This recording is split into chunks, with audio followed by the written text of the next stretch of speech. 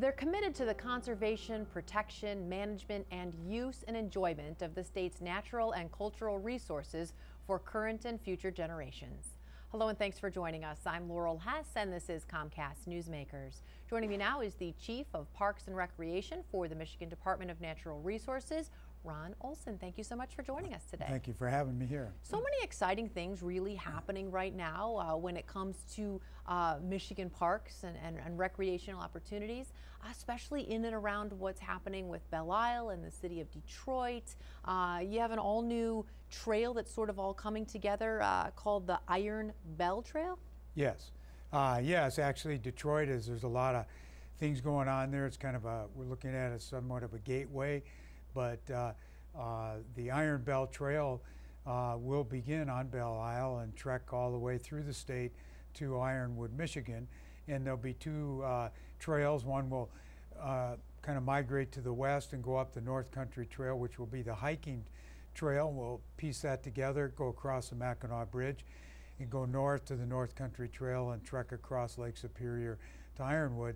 The biking trail will go more on the east side of the state and kind of meander straight up using connecting trails to the Mackinac Bridge. We'll cross the bridge and then take US 2, which is a US bike route to Ironwood. So there's two opportunities. It'll be over 2,000 miles and it'll be one of the longest trail systems in any state in the country. Wow, very exciting. If you're not already excited about what's already happened with all new Belle Isle, if you haven't been there in a while, it's time to visit, right? Right, and through the bankruptcy, the state worked collaboratively with the city. We leased the Belle Isle and run it as a state park and for 30 years under the lease, and we've been doing this since about a year and a half now, and with good success, great partnerships, and if you haven't visited Belle Isle in a while, you should go there. And got lots to do, and we're looking for partners to help us,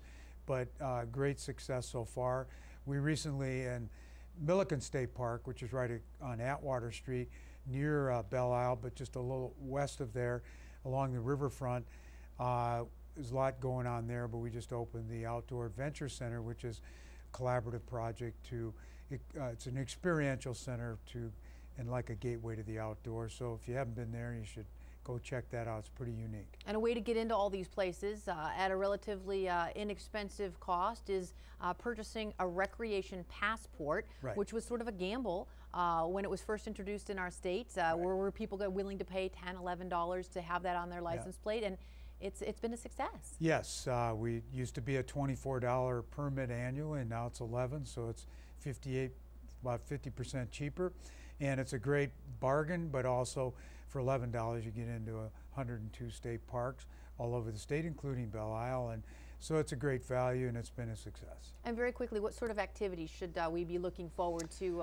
maybe attending this yeah, in season? September and October opens up the Colors Festivals. We have Lighthouse events, but we have 44 fall festivals, including Halloween events and that. So check out on the website what's going on, and they're scattered all over the state. All right, awesome. What a wonderful state with awesome outdoor activities. Thank you so much for joining us today. Thank you. For more information on today's topic, you can visit michigan.gov/DNR.